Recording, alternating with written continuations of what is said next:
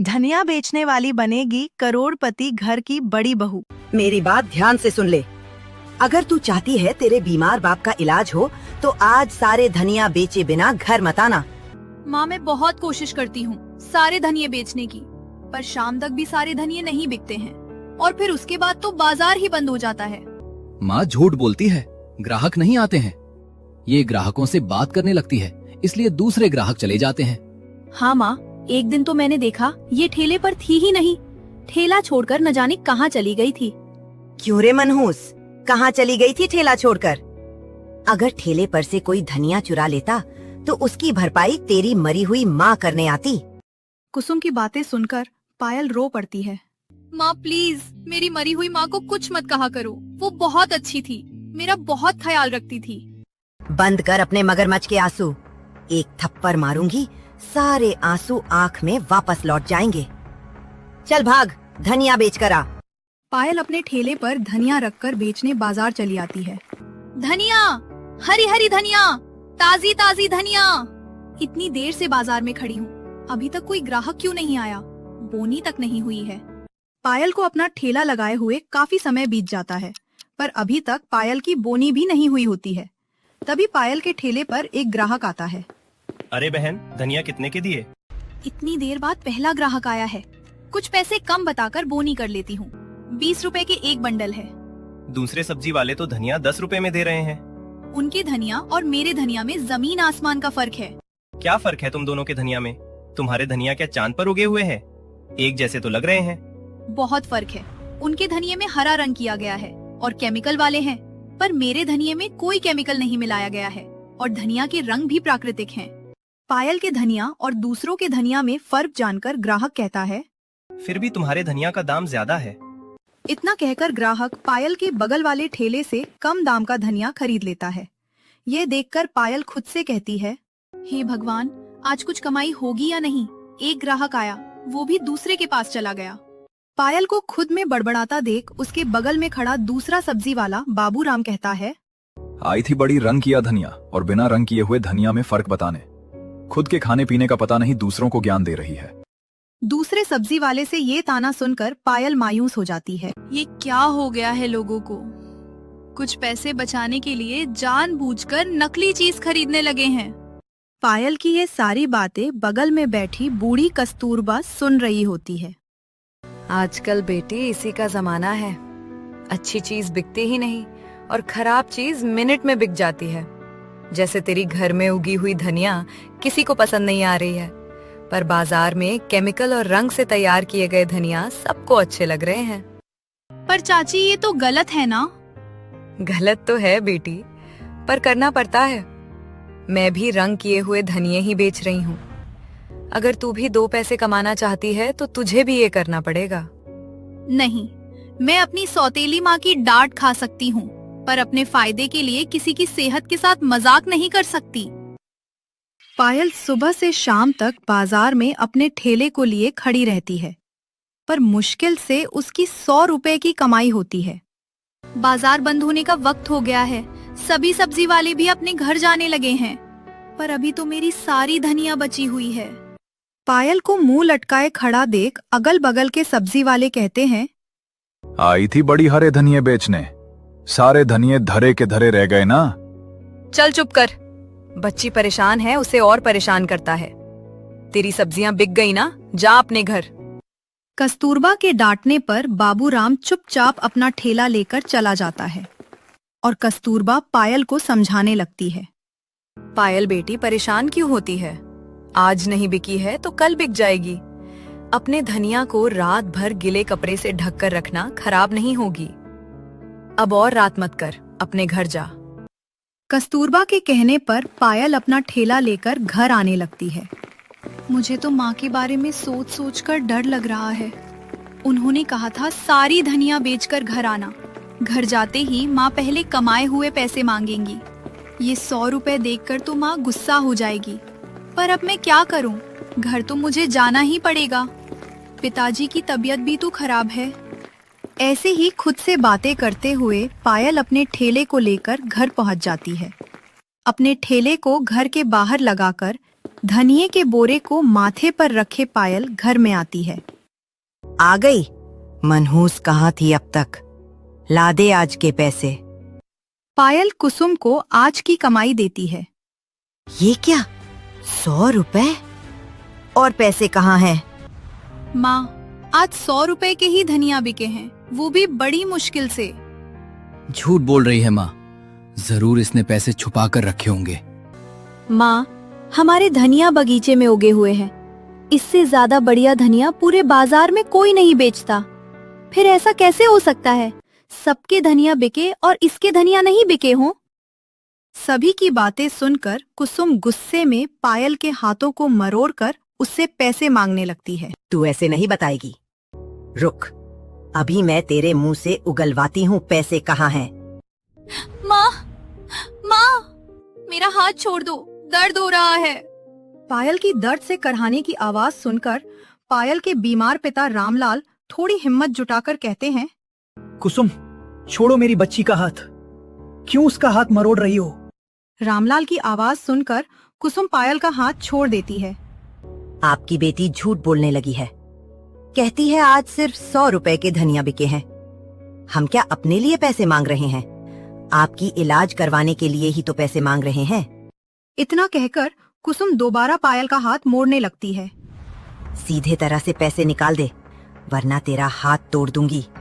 मैं सच कह रही हूँ, मेरे पास और पैसे नहीं हैं। पायल को दर्द में रोता देख मनीष और रीना को बड़ा मजा आ रहा था। मम्मी, थोड़ा और जोर से हाथ ऐंठो। ले, ले, सच बताती है या 2 थप्पड़ लगाऊं? कुसुम पायल को मारने ही वाली थी, तभी रामलाल उठकर कुसुम का हाथ पकड़ लेता है। खबरदार कुसुम, जो पायल पर हाथ उठाया। अब बड़ी जान आ गई है आप में। ऐसे तो आपसे 2 कदम नहीं चला जाता और आज मुझ पर चिल्लाने लगे। उसने जो भी पैसे दिए हैं उसे रख लो और सबका खाना निकालो। कुसुम सभी का खाना निकालने चली जाती है। वहीं इतना चिल्लाने की वजह से रामलाल की सांस फूलने लगती है। पिताजी, पिताजी, संभाल कर लीजिए इनहेलर। पायल रामलाल को बिस्तर पर लिटाती है और उसे इनहेलर देती है। इनहेलर के इस्तेमाल से रामलाल का सांस फूलना बंद हो जाता है। पिताजी, अब ठीक है ना आप? अब मैं ठीक हूँ। कुसुम सभी को खाना परोसती है।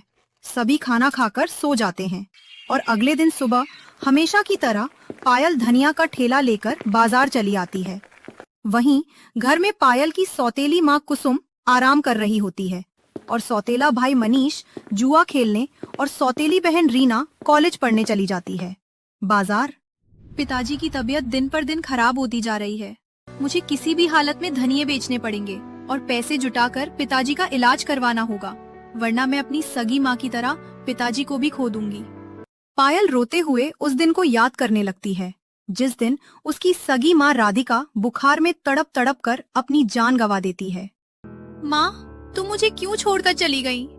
आज अगर तुम होती तो मेरा और पिताजी का कितना ख्याल रखती।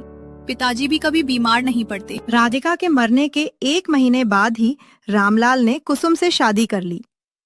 पहले तो कुसुम पायल को बहुत प्यार से रखती थी, पर धीरे धीरे उसका बर्ताव पायल के प्रति बदलता चला गया। रामलाल की गैर मौजूदगी में पायल को मारना, घर के सारे काम करवाना और पढ़ाई ना करने देना, ये सब कुसुम की आदत बन चुकी थी। वहीं रामलाल को कुसुम और उसके बच्चों के शौक पूरे करने के लिए ज्यादा मेहनत करनी पड़ती थी, जिस वजह से रामलाल अस्थमा का मरीज बन जाता है और घर खर्च निकालने के लिए कुसुम पायल से बाजार में धनिया बिकवाने लगती है। ऐसे ही एक दिन। कान खोलकर मेरी बात सुन ले रीना। कॉलेज ट्रिप में जाना चाहती है, जैसे भी करके तुझे कल तक मुझे 1000 रुपए देने ही पड़ेंगे, वरना तेरा खाना पीना सब बंद। माँ, पर 2 दिन में 1000 रुपए मैं कहाँ से लाऊंगी? 1 हफ्ते में भी 1000 रुपए की धनिया नहीं बिकती है। वो सब मैं नहीं जानती। मेरे बच्चे का दिल नहीं टूटना चाहिए, वरना तेरे बाप की दवाइयों के पैसों से उसकी कॉलेज ट्रिप की फीस भर दूंगी। नहीं नहीं, पिताजी की दवाइयों के पैसे खर्च मत कीजिएगा। मैं पैसे जुटा लूंगी। इतना कहकर पायल अपना ठेला लेकर बाजार में आ जाती है और चिल्लाकर ग्राहकों को आवाज देने लगती है। ले लो धनिया ले लो, हरी हरी धनिया ले लो, एकदम ताजी धनिया।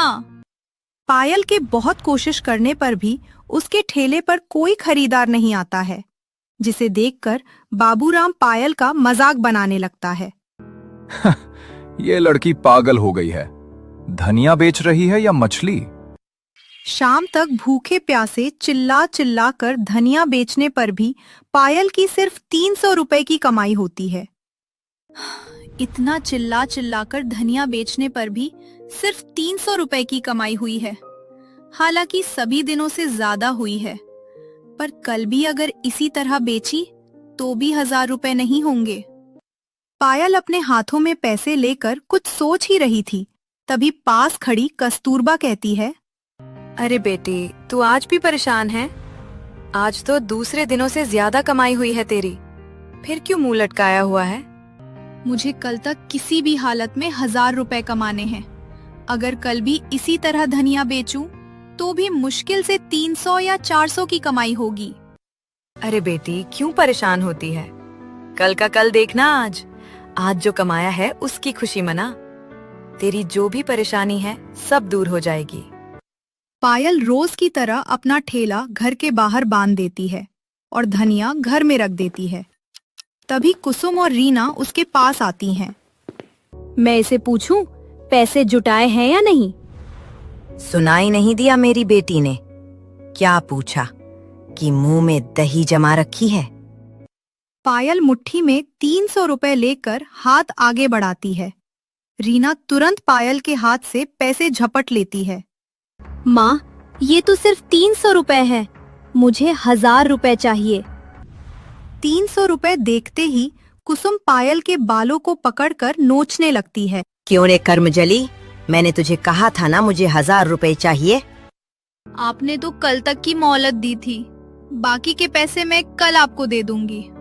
पायल की बात सुनकर मनीष दरवाजे पर आता है।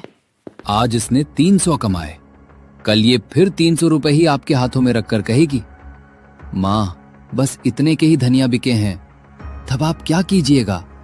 ये कल ऐसा ना करे, इसके लिए इसे आज ही सजा देनी पड़ेगी। माँ, इसे घर से बाहर निकाल दो, रात भर ठंड में कांपेगी, तब कल सुबह याद रहेगा कि इसे पैसे कमाने हैं।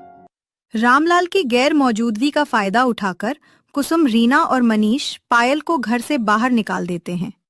नहीं माँ, मुझे घर से बाहर मत निकालो, मैं कल किसी भी तरह पैसे कमाकर तुम्हें दूंगी। माँ प्लीज, मैं हाथ जोड़ रही हूँ, मुझे बहुत भूख लगी है, मैंने सुबह से कुछ नहीं खाया है, मुझे घर से बाहर मत निकालो। पायल हाथ जोड़ती है, रोती है, गिड़गिड़ाती है, पर कुसुम का दिल नहीं पिघलता है। कुसुम ठंडी रात में पायल को घर से बाहर निकाल देती है और खुद अपने बच्चों के साथ घर में चली जाती है। वाह रीना, क्या आइडिया दिया था, बहुत दिनों से इसे घर से बाहर नहीं निकला था हमने। निकलते भी कैसे, जब से उनकी तबीयत खराब हुई है हमेशा तो घर में रहते हैं। मैं इसे कुछ बोल भी नहीं पाती थी, पर आज वो अपने रिश्तेदारी में गए हैं, कल शाम तक ही आएंगे, तब तक ये बाहर ही रहेगी। अच्छा माँ, अब बहुत भूख लगी है, जल्दी बटर चिकन और नान निकालो। कुसुम, रीना और मनीष घर में बैठकर मजे से बटर चिकन और नान खाते हुए बातें करने लगते हैं। वहीं दिन भर की थकी हुई पायल घर के बाहर खड़ी रो रही होती है। हे भगवान, मुझसे क्या गलती हुई है जो तू मेरे साथ ऐसा करता है? पहले मुझसे मेरी माँ छीन ली, फिर मेरे पिताजी को बीमार कर दिया, और अब मेरी सौतेली माँ और सौतेले भाई बहनों को मेरे जान का दुश्मन बना दिया है। इसी तरह रोते हुए पायल अपना पेट पकड़कर एक कोने में सो जाती है। अगली सुबह पायल उठती है, पर कमजोरी के कारण खड़ी नहीं हो पा रही होती है। तभी कुसुम बाहर आती है। क्यों रे कलमुही, तू सबको दिखाना चाहती है कि तू बीमार और कमजोर हो गई है, पर ये ड्रामा यहाँ नहीं चलेगा। धनिया ले और बाजार जा। कुसुम पायल के सुबह उठते ही धनिया देकर उसे बाजार भेज देती है। पायल की हालत देखकर पड़ोसन विमला कुसुम के पास आती है। कुसुम बहन, राधिका की बेटी ने तुम्हारा कुछ बिगाड़ा है क्या? तुम्हें उससे क्या मतलब? अरे कुसुम बहन, भगवान से डरो, कर्म का फल यहीं भुगतना पड़ता है। इतना कहकर विमला अपने घर चली जाती है और कुसुम अपने घर में आ जाती है। अब इस 2 कौड़ी की लड़की की वजह से सब लोग मुझे ताना मारेंगे। अब देखो मैं इस लड़की के साथ क्या करती हूँ। कुसुम पायल के साथ कुछ बहुत बुरा करने का सोच रही होती है। वहीं पायल बाजार में धनिया का ठेला लगाकर खड़ी होती है। मेरे गले से सही से आवाज क्यों नहीं निकल रही? अब मैं आवाज कैसे लगाऊंगी?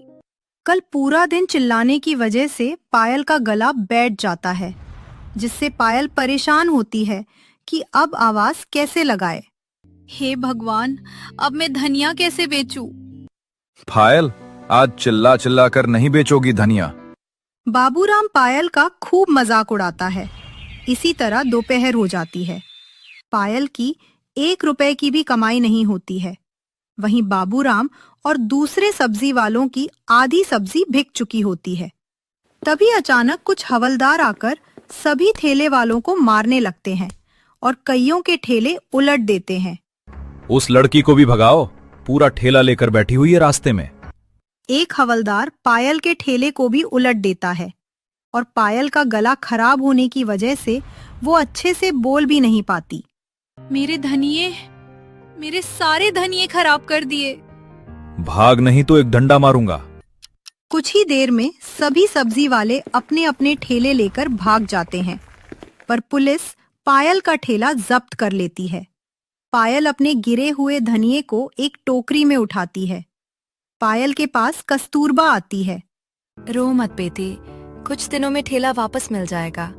और ये ले 700 रुपए, तुझे जरूरत है ना? काकी, तुम मेरे लिए इतना क्यों सोच रही हो? तू भी तो मेरी बेटी जैसी है ना। एक माँ अपनी बेटी के बारे में नहीं सोच सकती? कस्तूरबा की ममता भरी बातों से पायल खुद को रोक नहीं पाती है और कस्तूरबा के गले लगकर रोने लगती है। काकी, तुम नहीं जानती मैं कितने दुख में हूँ। तुमने ये पैसे देकर 2 जानें बचा ली हैं। क्या दुख है बेटी तुझे? अपनी माँ को बता। पायल एक बेटी की तरह रोते हुए कस्तूरबा को सारी बातें बताती है। कुसुम उसे किस तरह परेशान करती है, उसे पैसे क्यों चाहिए और उसके पिताजी की क्या हालत है। सब कुछ जानने के बाद कस्तूरबा भी रो पड़ती है। चुप हो जा बेटी, चुप हो जा।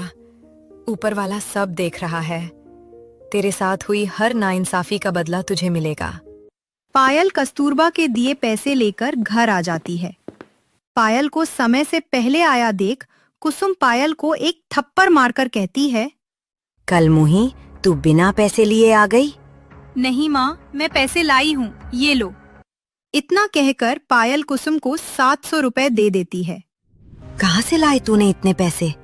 इतनी जल्दी सारे धनिये बिक गए? देखा माँ, ये रोज रोज ड्रामा करती थी। कल के ट्रीटमेंट से आज कितनी जल्दी धनिया बेच कर आ गई। पायल बाजार में हुई घटना के बारे में घर वालों को बताने ही वाली थी, तभी पायल के पीछे से मनीष आता है। मैं बताता हूँ, ये इतने पैसे इतनी जल्दी कहाँ से लेकर आई है? माँ, इसने हमारा ठेला बेच दिया है। नहीं, मैंने ठेला नहीं बेचा है। अगर नहीं बेचा है तो ठेला बाहर क्यों नहीं खड़ा है? माँ, इससे पूछो ठेला कहाँ गया? कुसुम पायल के बालों को पकड़कर उससे पूछती है, सच बता, तूने ठेला किसे बेचा है? ठेला पुलिस वाले लेकर गए हैं। माँ, हमारा ठेला हड़पवा दिया। अब पुलिस वाले हमारा ठेला कभी वापस नहीं करेंगे। मनीष के भड़काने पर कुसुम पायल को थप्पड़ घूंसे मारने लगती है। कर्म चली, कल मुही, मनहूस मेरा ठेला खा गई। कुसुम पायल को मार मार कर घर के बाहर कर देती है और मनीष को रामलाल की दवाइयों के पैसे देकर ठेला लाने भेजती है और बचे हुए पैसे रीना को कॉलेज ट्रिप के लिए दे देती है। रीना पैसे कॉलेज में जमा कर देती है। वहीं मनीष ठेले के पैसों से जुए में हार जाता है।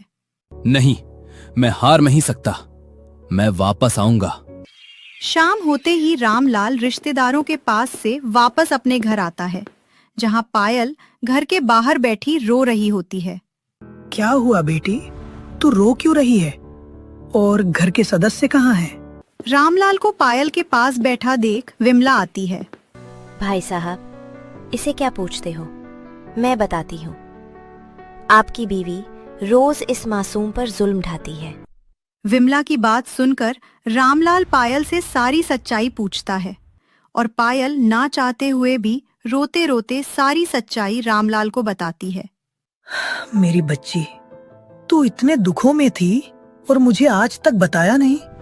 पायल के साथ कुसुम और उसके सौतेले भाई बहन क्या सलूक करते हैं, ये जानकर रामलाल की तबीयत खराब हो जाती है। मुझे माफ कर दे बेटी, मैं तेरा गुनहगार हूँ। रामलाल को हांफता देख पायल घबरा जाती है।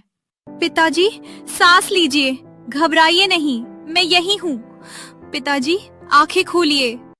रामलाल हांफते हुए बेहोश हो जाता है और पायल किसी तरह रामलाल को नजदीकी अस्पताल में ले जाती है। घबराने की बात नहीं है, अस्थमा का अटैक आया है। मेरे पिताजी ठीक तो हो जाएंगे ना? ठीक तो हो जाएंगे, पर लंबा खर्चा आएगा। पहले अस्पताल में पैसे जमा करने पड़ेंगे। पैसे? मैं इतने पैसे कहाँ से लाऊंगी?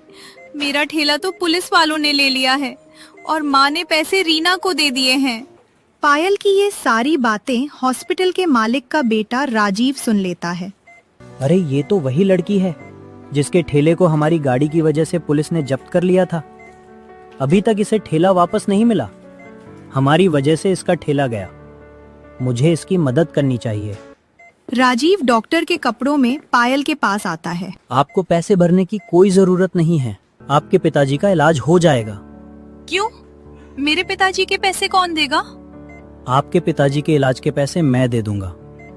यह अस्पताल मेरे पिताजी का ही है और मैं डॉक्टर हूँ। नहीं, मेरे पिताजी का इलाज मैं खुद करवाऊंगी। मुझे किसी के एहसान की जरूरत नहीं है। यह एहसान नहीं, हेल्प है। आप बस इतनी हेल्प कीजिएगा कि मेरे पिताजी को कुछ मत होने दीजिएगा। उनकी इलाज का सारा खर्च मैं देख लूंगी। इतना कहकर पायल अस्पताल से सीधा सालों से बंद पड़े अपनी माँ के पुराने घर आती है। अपने आखिरी समय मेरी माँ ने इसी घर में गुजारे थे। पायल खुद से बातें करते हुए एक पुराना धूल में सना हुआ संदूक खोलती है, जिसमें से 2 सोने के कंगन निकलते हैं। ये कंगन मेरी माँ की आखिरी निशानी है। मैं इन्हें कभी अपने से अलग नहीं करना चाहती थी, पर आज मुझे इन्हें बेचना पड़ेगा। पायल ने अपनी माँ की आखिरी निशानी उसके हाथों के कंगन बेच दिए और उन पैसों से रामलाल का इलाज करवाया। कुछ दिनों बाद रामलाल स्वस्थ हो जाता है और आज पायल अपने पिताजी को लेने अस्पताल आती है। पिताजी, चलिए घर चलते हैं। नहीं बेटी, उस परिवार ने तुझे बहुत दुख दिया है। अब हम उनके साथ नहीं रहेंगे। नहीं पिताजी, आपने उनसे शादी की है। घर चलिए। पायल रामलाल को लेकर घर आती है, जहां मकान मालिक घर के सामानों को बाहर फेंक रहा होता है। आप हमारा सामान क्यों फेंक रहे हैं? 5 महीने से भाड़ा नहीं दिया तुम लोगों ने। मेरा घर खाली करो।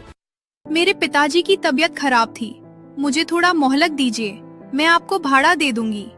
पायल के बहुत समझाने पर मकान मालिक मान जाता है और कुछ दिनों की मोहलत देकर चला जाता है। और कुसुम पायल से कहती है, तेरे पास तो पैसे नहीं थे, तूने हॉस्पिटल की फीस कैसे भरी? बता, तूने ही मेरे पैसे चोरी किए हैं ना? मैंने कोई चोरी नहीं की है। अगर चोरी नहीं की है तो तेरे पास पैसे कहाँ से आए? कुसुम पायल की बात सुने बिना हमेशा की तरह उसे मारने लगती है। तभी 3 बड़ी गाड़ियां रामलाल के सामने आकर रुकती हैं। गाड़ियों में से सूट बूट पहने शहर की सबसे बड़ी करोड़पति फैमिली उतरती है। खबरदार पायल को हाथ भी लगाया तो। आप कौन होते हैं मुझे रोकने वाले? हम पायल के होने वाले सास ससुर हैं। और पायल मेरे घर की होने वाली बहू है। करोड़पति फैमिली की बात सुनकर सभी हैरान हो जाते हैं। मैंने तो कभी अपनी बेटी की शादी आप लोगों से पक्की नहीं की। रामलाल जी, मैं इस शहर का सबसे बड़ा इंडस्ट्रियलिस्ट हूं। मेरे बेटे राजीव को आपकी बेटी पायल पसंद है। मैं अपने बेटे राजीव के लिए आपकी बेटी पायल का हाथ मांगने आया हूं। पर आप लोगों को मेरी बेटी पायल ही क्यों पसंद आई? मैं बताता हूँ। पायल को पहली बार मैंने बाजार में देखा था जिस दिन पुलिस पायल का ठेला लेकर चली गई थी। और फिर मैंने पायल को अपने अस्पताल में देखा जब वो आपके इलाज के लिए आई थी। मैं पायल को देखते ही पहचान गया कि ये वही लड़की है जिसका ठेला पुलिस ने हमारी गाड़ियों की वजह से हटाया था। इसलिए मैं पायल की मदद करने उसके पास गया, पर उसने मदद से साफ इनकार कर दिया। मैं पायल से बहुत इंप्रेस हुआ, इसलिए मैंने पायल को फॉलो करना शुरू किया। आपके ऑपरेशन के पैसे पायल ने अपनी माँ की आखिरी निशानी बेचकर इकट्ठा की और आपके दवाइयों के लिए सारा दिन सर पर टोकरी रखकर धनिया बचा करती है। ये सब देखकर एक दिन मैं पायल के पीछे पीछे आपके घर तक आया, जहां मैंने पायल की दुर्दशा देखी और सारी कहानी समझ गया। और फिर ये सारी बातें राजीव ने हमें बताई और हमें आपकी बेटी पायल भाग गई। हम तो बस आपके डिस्चार्ज होने का इंतजार कर रहे थे। वो आज आप हो गए। अब बताइए, आप रिश्ते के लिए राजी है ना? इतने बड़े बिजनेसमैन मुझ जैसे गरीब की बेटी का हाथ मांग रहे हैं, मैं कैसे मना कर सकता हूँ? पर मैं इस शादी के खिलाफ हूँ। ऐसे अचानक मैं पायल की शादी कैसे करवा दूं? मेरा घर कौन संभालेगा? अगर तुम सीधी तरीके से पायल की शादी नहीं होने दोगी तो हमें उंगली टेढ़ी करनी पड़ेगी। पायल बेटी, तुम बताओ, राजीव तुम्हें पसंद है? क्या तुम राजीव को अपना जीवन साथी बनाओगी? मिसेस ओब्रॉय के सवाल के जवाब के लिए पायल रामलाल की तरफ देखती है। हाँ, कह दे बेटी, तू इनके घर में हमेशा खुश रहेगी। जब मेरे पिताजी राजी हैं तो मुझे कोई दिक्कत नहीं है। मैं भी शादी के लिए राजी हूँ। पायल का जवाब सुनकर कुसुम, रीना और मनीष में फुसफुसाहट शुरू हो जाती है और थोड़ी देर बाद कुसुम गुस्से में कहती है, अगर आप लोगों को पायल इतनी पसंद है तो दहेज देना पड़ेगा। नीच औरत, मैं सोच नहीं सकता, तुम इस हद तक गिर जाओगी। तुम्हें जो चाहिए मिल जाएगा, पर शादी के बाद। पर लड़की वाले तो हम हैं, दहेज तो हमें देना चाहिए। नहीं रामलाल जी, आपकी बेटी पायल इतनी काबिल है तो उसके लिए हम दहेज भेज देंगे और शादी का पूरा खर्च भी हम लोग देंगे। आप बस हमें पायल दीजिएगा। रामलाल की आंखों में आंसू आ जाते हैं। वो हाथ जोड़कर भगवान को याद करता है और कुछ ही दिन में शादी की डेट निकलती है और पायल करोड़पति फैमिली की बड़ी बहू बन जाती है। पायल के बदले में करोड़पति फैमिली कुसुम को ढेर सारे पैसे देती है और पायल को विदा करा के अपने बंगले में गृह प्रवेश करवा रहे होते हैं। पायल बहू, चावल का कलश गिराकर अपने नए घर में गृह प्रवेश करो। पायल चावल का कलश गिरकर करोड़पति फैमिली के घर में गृह प्रवेश करती है और बंगले में चारों तरफ नजरें दौड़ाने लगती है। इतना बड़ा बंगला, इसमें तो मेरे घर के जैसे न जाने कितने छोटे छोटे घर आ जाएंगे। पायल बंगले को देखकर हैरान हो जाती है और अपने मन में कुछ सोचने लगती है। तभी पायल की सास कहती है, बहू, चारों तरफ क्या देख रही हो? आज से ये घर तुम्हारा है। और बहू, तुम इस घर की बड़ी बहू हो और इस घर के लोग तुम्हारे अपने। किसी से डरने की जरूरत नहीं है। और भाभी, मैं आपकी नंद। और भाभी, मैं आपका देवर। पायल अब करोड़पति बंगले की बहू बन जाती है और अपने बची हुई जिंदगी अच्छे से बिताती है। वहीं मनीष जुए में सारे पैसे हारकर बेघर हो जाता है और रामलाल अपने समधी की मदद से एक छोटा सा दुकान चलाने लगता है।